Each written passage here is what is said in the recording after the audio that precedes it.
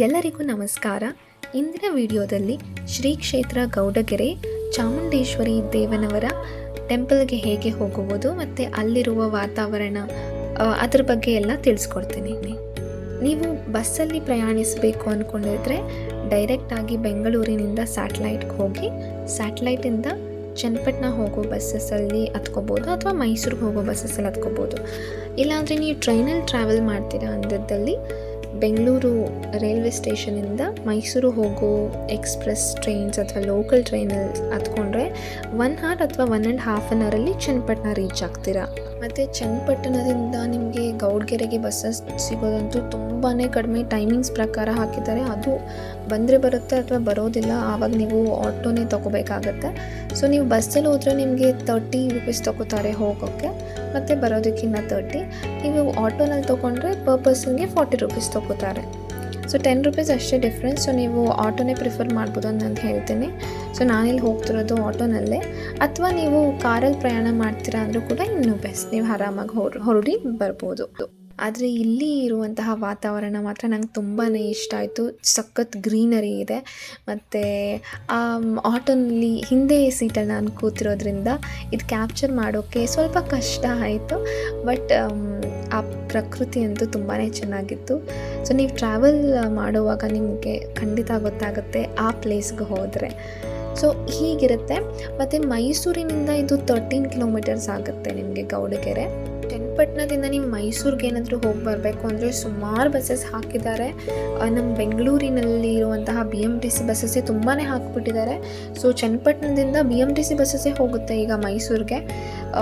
So ನೀವು ತುಂಬಾ ಚೆನ್ನಾಗಿ ಯೂಸ್ ಮಾಡ್ಕೋಬೋದು ಬಸ್ಸನ್ನು, ಅಕಸ್ಮಾತ್ ನೀವು ಪ್ಲೇಸಸ್ ನೋಡಬೇಕು ಅಂದರೆ ಮೈಸೂರಿಂದ ಅಥವಾ ಚನ್ನಪಟ್ಟಣದಿಂದ. ಮತ್ತು ಈ ಜಾಗದಲ್ಲೆಲ್ಲ ಟ್ರಾಫಿಕ್ ಎಲ್ಲ ಏನಿರಲ್ಲ, ನೀವು ಆರಾಮಾಗಿ ಹೋಗಿ ನೋಡ್ಕೊಂಡು ಬರ್ಬೋದಾದಂಥ ಪ್ಲೇಸ್ ಇದು. ಮುಂಚೆ ಅಷ್ಟು ಇಂಪ್ರೂವ್ ಆಗಿರಲಿಲ್ಲ, ಬಟ್ ಈಗ ಅಂತೂ ತುಂಬಾ ಇಂಪ್ರೂವ್ ಮಾಡಿದ್ದಾರೆ. ಸೊ ಒಳ್ಳೆ ಪ್ಲೇಸ್ ಅಂತಲೇ ಹೇಳ್ಬೋದು. ನೀವು ಒಮ್ಮೆ ಭೇಟಿ ಕೊಡಲೇಬೇಕಾದಂಥ ಲೊಕೇಶನ್ ಅಂತಲೇ ಹೇಳ್ಬೋದು. ಸೊ ಇವಾಗೇನು ನಾವು ರೀಚ್ ಆದ್ವಿ ಪ್ಲೇಸ್ಗೆ, ಗೌಡಗೆರೆಗೆ. ಇಲ್ಲಿ ಪೂರ್ತಿ ವಿಳಾಸ ಕೂಡ ಇದೆ, ನೀವು ನೋಡ್ಕೋಬೋದು. ಹಾಗೆ ತುಂಬಾ ಸೇವೆಗಳು ಮಾಡ್ತಾರೆ ಚಾಮುಂಡೇಶ್ವರಿ ಅಮ್ಮನವರಿಗೆ, ನೀವು ಅದನ್ನು ಕೂಡ ನೋಡ್ಬೋದು. ಹಾಗೆ ಪ್ರಸಾದ ಪ್ರೈಸಸ್ ಎಲ್ಲ ಹೇಗಿದೆ ಅಂತ ಕೂಡ ಮೆನ್ಷನ್ ಮಾಡಿರ್ತಾರೆ. ಸೊ ಇದು ಬಸಪ್ಪನವರ ಪುಣ್ಯಕ್ಷೇತ್ರ ಅಂತ ಹಾಕಿದ್ದಾರೆ. ಏನಕ್ಕಂದರೆ ಇಲ್ಲಿ ಮೊದಲು ಒಂದು ಬಸಪ್ಪ ಇತ್ತು, ಆದರೆ ಅದು ತೀರ್ಕೊಂಡ ಕಾರಣದಿಂದ ಇವಾಗ ಇನ್ನೊಂದು ತಂದು ಇಲ್ಲಿ ಈ ಬಿಲ್ಡಿಂಗ್ ನಾನು ಏನು ತೋರಿಸಿದ್ದೀನಲ್ವ ಗ್ರೌಂಡ್ ಫ್ಲೋರಲ್ಲಿ ಇಟ್ಟಿದ್ದಾರೆ. ಸೊ ಮುಂಚೆ ಇದ್ದಿದ್ದು ಬಸಪ್ಪನ ವಿಗ್ರಹ ಮಾಡಿ ತುಂಬಾ ಚೆನ್ನಾಗಿ ಈಗ ಅಲ್ಲಿ ಇಟ್ಟಿದ್ದಾರೆ. ಅದನ್ನು ನಾನು ಈ ವಿಡಿಯೋನಲ್ಲಿ ನಿಮಗೆ ಮುಂದೆ ಬರುವ ನೆಕ್ಸ್ಟ್ ಸ್ಲೈಡ್ಸಲ್ಲಿ ತೋರಿಸ್ತೀನಿ. ಸೊ ನೀವು ನೋಡ್ತಿರ್ಬೋದು ಚಾಮುಂಡೇಶ್ವರಿ ಎಷ್ಟು ಚೆನ್ನಾಗಿ ಮಾಡಿದ್ದಾರೆ ಅಂತ. ಈ ಚಾಮುಂಡೇಶ್ವರಿಯ ವಿಗ್ರಹ ಬಂದು 60 ಫೀಟ್ ಇದೆ ಮತ್ತು 18 ಕೈಗಳನ್ನು ಹೊಂದಿರುವಂತಹ ವಿಗ್ರಹ. ಮತ್ತು ಹಾಗೆ ಇಲ್ಲಿ ನೀವು ಕೆಲವೊಂದು ಶಾಪಿಂಗ್ ಎಲ್ಲ ಮಾಡಿಕೊಂಡು ಹಾಗೆ ಮುಂದೆ ಹೋಗ್ಬೋದು. ಸೊ ಇದು ಕೂಡ ತುಂಬಾ ಇಂಪ್ರೂವ್ ಮಾಡಿದ್ದಾರೆ, ಮುಂಚೆ ಹೇಗಿರಲಿಲ್ಲ. ಇಲ್ಲಿ ನೀವು ಹೋಟೆಲ್ ಕೂಡ ನೋಡ್ಬೋದು, ತುಂಬಾ ಇಂಪ್ರೂವ್ ಆಗಿದೆ. ಇಲ್ಲಿ ಸನ್ನಿಧಿ ವೆಜ್ ಅಂತ ಏನು ಹಾಕಿದ್ದಾರೆ. ಮತ್ತು ಇಲ್ಲಿ ಇನ್ನೊಂದು ತುಂಬ ಚೆನ್ನಾಗಿರೋದು ಏನಂದರೆ, ಯಾವುದೇ ನೀವು ಅಂಗಡಿಗೆ ಹೋದ್ರೂ ಅದ್ರ ರೇಟ್ಸ್ ಎಲ್ಲ ಹಂಗೆ ಹಾಕಿರ್ತಾರೆ, 10 ರೂಪೀಸ್ 20 ರೂಪೀಸ್ ಅಂತ. ಅದೊಂದು ಒಳ್ಳೆಯ ವಿಷಯ. ಮತ್ತು ಯಾರೆಲ್ಲ ಏನೇನು ಅಂದ್ಕೊಂಡಿರ್ತಾರೆ ಅವರು 9 ವಾರಗಳ ಕಾಲ ಇಲ್ಲಿ ಬಂದು ತೆಂಗಿನಕಾಯಿಯನ್ನು ಇಲ್ಲಿ ಕಟ್ಟಬೇಕಾಗುತ್ತೆ. ನೀವು ನೋಡ್ತಿರ್ಬೋದು ಎಷ್ಟು ಸಾವಿರಗಟ್ಟಲೆ ತೆಂಗಿನಕಾಯನ್ನು ಹಾಕಿದ್ದಾರೆ ನೋಡಿ. ಇದೇ ನಾನು ಹೇಳ್ತಿದ್ದು ಬಸಪ್ಪ, ಎದ್ದು ಬಂದಂಗೆ ಇದೆ. ಮತ್ತು ನೀವು ನೋಡ್ಬೋದು ಅಲಂಕಾರ ಎಲ್ಲ ಎಷ್ಟು ಚೆನ್ನಾಗಿ ಮಾಡಿದ್ದಾರೆ ದೇವಸ್ಥಾನಕ್ಕೆ ಅಂತ.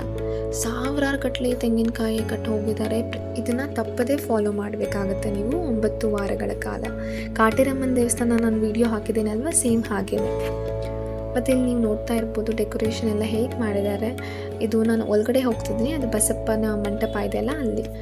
ಅದಂತೂ ನಿಜವಾಗಿ ಎದ್ದು ಬಂದಂಗೆ ನೀವು ಅದನ್ನು ನೋಡಿದ್ರೆ ಬಸಪ್ಪನ ವಿಗ್ರಹ ಅದು ಡೈರೆಕ್ಟಾಗಿ ನೀವು ನಿಜವಾದ ಬಸಪ್ಪನೇ ಅನ್ಕೋತೀರ, ಅಷ್ಟು ಚೆನ್ನಾಗಿ ಮಾಡಿದ್ದಾರೆ ನೋಡಿ. ಆದರೆ ಇದು ನಿಜವಾದದಲ್ಲ. ಸೊ ನೀವು ಮುಂಚೆ ಇದ್ದಿದ್ದು ಬಸಪ್ಪನ ಫೋಟೋ ಹಿಂದೆ ನೋಡ್ಬೋದು. ಇದು ಇಷ್ಟು ಚೆನ್ನಾಗಿ ಅಲಂಕಾರ ಮಾಡಿದ್ರು ನಾವು ಹೋಗಿದ್ದ ದಿನ. ನಾನು ಒಳಗಡೆ ವಿಡಿಯೋ ಮಾಡೋಕ್ಕಾಗಲಿಲ್ಲ. ಹಾಗೆ ನೀವು ಸನ್ನಿಧಿಯಿಂದ ಹಿಂದೆ ಬಂದರೆ ಅಲ್ಲಿ ಇನ್ನೊಂದು ದೇವರು ಇದೆ. ಅಲ್ಲಿ ನೀವು ಏನಾದರೂ ಅಂದ್ಕೊಂಡಿರ್ತೀರಲ್ವ, ಅದನ್ನು ಮನಸ್ಸಲ್ಲಿ ನೆನೆಸ್ಕೊಂಡು ಅಲ್ಲಿ ನೀವು ಕಾಯಿನಿನ ಮುಖಾಂತರ ಅಂಟಿಸಿದ್ರೆ ಅದು ಅಂಟ್ಕೊಳುತ್ತೆ. ಮತ್ತು ನೀವು ನೋಡ್ತಿರ್ಬೋದು ಇನ್ನೂ ತುಂಬಾ ಇಂಪ್ರೂವ್ಮೆಂಟ್ ಮಾಡೋದಿದೆ, ಎಲ್ಲ ವರ್ಕ್ ಎಲ್ಲ ನಡೀತಿದೆ ಅಲ್ಲಿ. ನೀವು ನೀವು ದೇವಸ್ಥಾನ ಸುತ್ತ ಹೋಗಿ ಬ್ಯಾಕ್ ಸೈಡ್ ಹೋದರೆ ಇಲ್ಲಿ ಊಟದ ವ್ಯವಸ್ಥೆ ಇರುತ್ತೆ. ಇಲ್ಲಿ ಅವ್ರು ಪ್ರಿಪೇರ್ ಮಾಡ್ತಾರೆ ಅಡುಗೆ. ಮತ್ತು ಇಲ್ಲಿ ನೀವು ಕೈ ತೊಳ್ಕೊಂಡು ಪ್ಲೇಟ್ಸ್ನ ಎತ್ಕೊಂಡು ಒಳಗಡೆ ಹೋಗಬೇಕಾಗುತ್ತೆ. ಈ ಥರ ಒಣಗಕ್ಕೂ ಜಾಗ ಇದೆ, ಅಲ್ಲಿ ಬಕೆಟಲ್ಲಿ ಹಾಕಿರ್ತಾರೆ ಈ ಥರ ಪ್ಲೇಟ್ಸ್ ಎಲ್ಲ. ನೀವು ಇಲ್ಲಿ ನೋಡ್ತಿರ್ಬೋದು ಊಟದ ವ್ಯವಸ್ಥೆ ಹೀಗಿರುತ್ತೆ. ಆದರೆ ಟೇಸ್ಟ್ ಮಾತ್ರ ತುಂಬಾ ಚೆನ್ನಾಗಿತ್ತು. ಸೊ ಇದು ಬ್ಯಾಕ್ ಸೈಡ್ ನಾನು ತೋರಿಸ್ತಿರೋದು ನಿಮಗೆ. ಮೌಂಟೇನ್ ಎಲ್ಲ ಕಟ್ತಿದ್ದಾರೆ ಅಲ್ವಾ ಚಾಮುಂಡೇಶ್ವರಿ ಹಿಂದೆ. ಸೊ ಅಲ್ಲಿದು ಮುಂಚೆ ಇಲ್ಲಿ ಮಾಡ್ತಿದ್ರು. ನಾನು ಇವಾಗ ಏನು ತೋರಿಸ್ತೀನಲ್ಲ ಊಟ ಇಲ್ಲಿ ಬಡಿಸ್ತಿದ್ರು. ಬಟ್ ಈಗ ಇಲ್ಲಿ ಮೂಟೆಗಳೆಲ್ಲ ಇಟ್ಕೊಂಡಿದ್ದಾರೆ. ಅಡುಗೆಗೆ ಬೇಕಾಗಿರೋ ಸಾಮಗ್ರಿಗಳೆಲ್ಲ ಅಲ್ಲಿ ಇರ್ತಾರೆ ಈಗ. ಆದರೆ ಪ್ಲೇಸ್ ಮಾತ್ರ ತುಂಬಾ ಚೆನ್ನಾಗಿದೆ. ನೀವು ಒಮ್ಮೆ ಆದರೂ ವಿಸಿಟ್ ಮಾಡಬೇಕಾಗಿರುವಂತಹ ಪ್ಲೇಸ್ ಇದು. ಇಲ್ಲಿ ಗುಹೆ ಇರುತ್ತೆ. ಇಲ್ಲಿ ನೀವು ನೋಡ್ತಿದ್ರೆ ಒಂಥರ ಗುಹೆ ಥರ ಮಾಡಿದಾರಲ್ವ, ಇದ್ರೊಳಗಡೆ ಕೂಡ ನೀವು ಹೋಗಿ ಬರ್ಬೋದು. ಬಟ್ ಅದು ಟಿಕೆಟೆಡ್ ಆಗಿರುತ್ತೆ. 50 ರೂಪೀಸ್ ಪರ್ ಪರ್ಸನ್ ಅಂತ ಹೇಳ್ತಾರೆ. ಒಳಗಡೆ ಕೂಡ ತುಂಬಾ ಚೆನ್ನಾಗಿದೆ, ನೀವು ಹೋಗಿ ಬರ್ಬೋದು. ಮತ್ತು ನೀವು ಹಾಗೆ ಮೇಲೆ ನಡ್ಕೊಂಡು ಹೋಗ್ತಿದ್ರೆ ಪ್ರತಿಯೊಂದು ಮೆಟ್ಲು ಮೇಲೂ ನೀವು ನೋಡ್ತಿರ್ಬೋದು ವಿಗ್ರಹ ಮಾಡಿದ್ದಾರೆ. ಸೊ ಎಲ್ಲ ದೇವರನ್ನ ಕೂಡ ತುಂಬಾ ಚೆನ್ನಾಗಿ ಕೆತ್ತನೆ ಮಾಡಿದ್ದಾರೆ, ನೀವು ನೋಡ್ತಿರ್ಬೋದು ಇಲ್ಲಿ. ಸೊ ಹಾಗೆಯೇ ನೀವು ಮೇಲುವರೆಗೂ ಕೂಡ ದೇವರ ಮುಂದೆವರೆಗೂ ಕೂಡ ನೀವು ಹೋಗಿ ಬರ್ಬೋದು. ಅಲ್ಲಿ ಒಂದು ಚಿಕ್ಕದಾಗಿರುವಂತಹ ವಿಗ್ರಹ ಇಟ್ಟಿದ್ದಾರೆ ಚಾಮುಂಡೇಶ್ವರಿ ಅಮ್ಮನವರದ್ದು, ನೀವು ನೋಡ್ತಿರ್ಬೋದು. ಮತ್ತು ಅದರ ಕೆಳಗಡೆ ಇನ್ನೂ ತುಂಬಾ ಸಣ್ಣದಾಗಿರುವ ವಿಗ್ರಹ ಇಟ್ಟಿದ್ದಾರೆ. ಅದು ನೋಡೋಕ್ಕೆ ತುಂಬ ಚೆನ್ನಾಗಿತ್ತು.